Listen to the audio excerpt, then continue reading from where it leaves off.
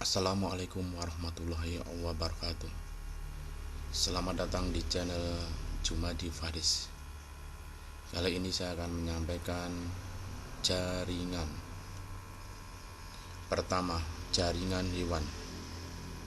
Setiap jaringan terdiri atas beberapa tipe sel-sel terdiferensiasi. Misalnya sebagai berikut. A. Epitel. Jaringan ini dibuat dari sel-sel memadat yang tersusun dalam lapisan pipi. Jaringan ini melapisi berbagai rongga dan tabung pada tubuh, serta membentuk kulit yang membungkus tubuh. Fungsi jaringan epitel adalah melindungi jaringan di bawahnya terhadap kerusakan karena gesekan mekanis, radiasi UV, dan serangan bakteri, melapisi seluruh kelenjar pencernaan pada tubuh, tabung air, dan rongga paru-paru, serta menghasilkan sel-sel kelamin yang akan dilepaskan dari tubuh. B. Konektif atau penghubung. Jaringan konektif penunjang berfungsi memberi kekuatan, bantuan, dan perlindungan kepada bagian-bagian lemah pada tubuh. Contohnya tulang rawan. Jaringan konektif pengikat berfungsi mengikat bagian-bagian tubuh. Contohnya tendon.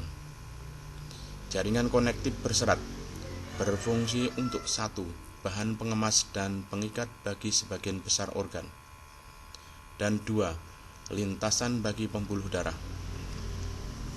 Contohnya selaput otot atau fascia merupakan jaringan konektif berserat yang mengikat otot-otot menjadi satu dan mengikat kulit pada struktur di bawahnya.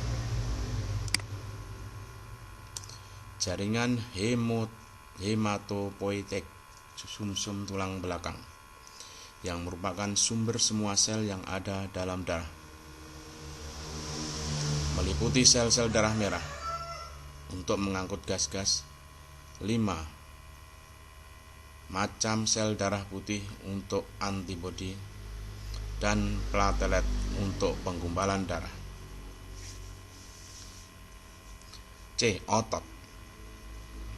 Otot halus melapisi dinding organ berongga pada tubuh, misalnya usus dan pembuluh darah. Kontraksinya menciutkan ukuran organ-organ tubuh yang berongga.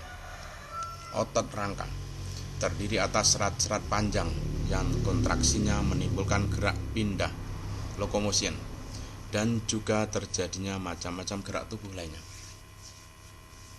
Otot jantung merupakan otot yang membentuk jantung. D. Saraf. Saraf terdiri atas neuron, yaitu sel-sel khusus yang menghantar impuls saraf elektrokimia. Setiap neuron terdiri atas tubuh sel yang berisikan nukleus dan memiliki sambungan seperti rambut. Sepanjang sambungan inilah berjalan impuls saraf atau neurit akson, yang ujung-ujung sambungan ini dendrit bertemu dengan neuron-neuron lain atau jaringan-jaringan lain, misalnya otot. Perhatikan gambar di bawah ini. A. Ini adalah jaringan epitelial, B. Jaringan konektif, dan C adalah jaringan saraf. 2. Jaringan tumbuhan.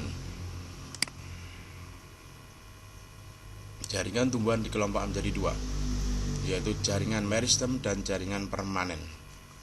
A. Jaringan meristem.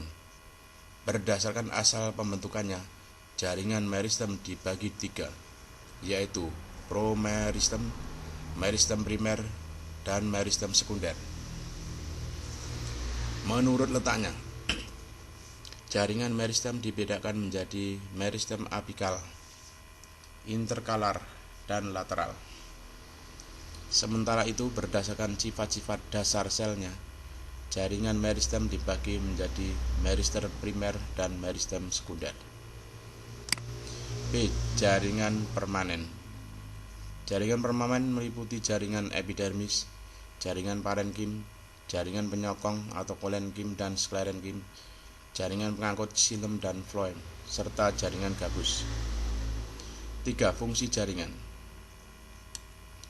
Fungsi jaringan berbeda-beda sesuai letak, posisi, usia, dan pengaruh faktor luar, yaitu A. Jaringan meristem merupakan jaringan yang aktif membelah, disebut juga jaringan meristematik atau embrional.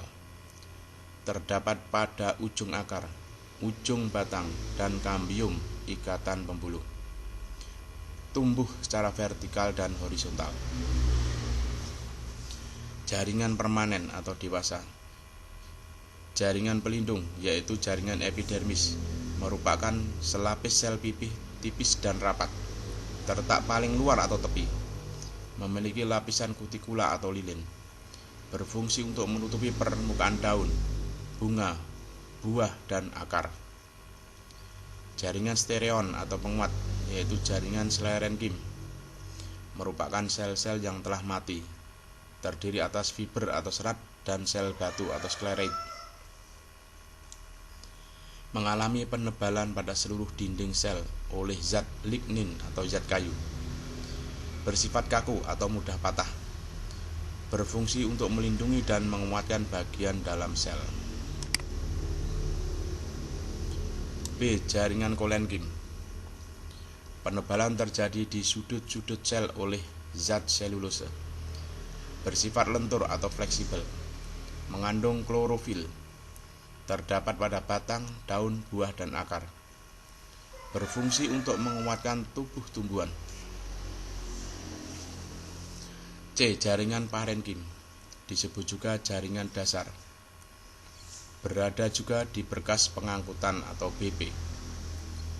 Bentuknya bermacam-macam, seperti tiang atau palisade, spons atau bunga karang, bintang, dan lipatan. Selnya tipis dan terdapat ruang antar sel, RAS.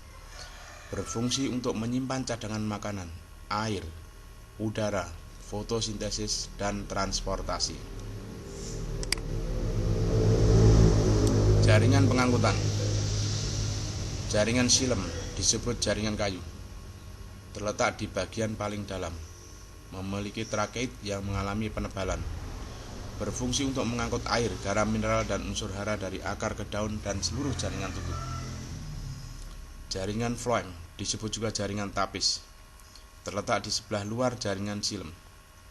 Memiliki sel tapis yang bentuknya kecil dan sel tetangga. Berfungsi untuk mengangkut hasil fotosintesis dari daun ke seluruh tubuh tumbuhan. Jaringan gabus atau peridem merupakan sel pengganti epidermis yang telah mati.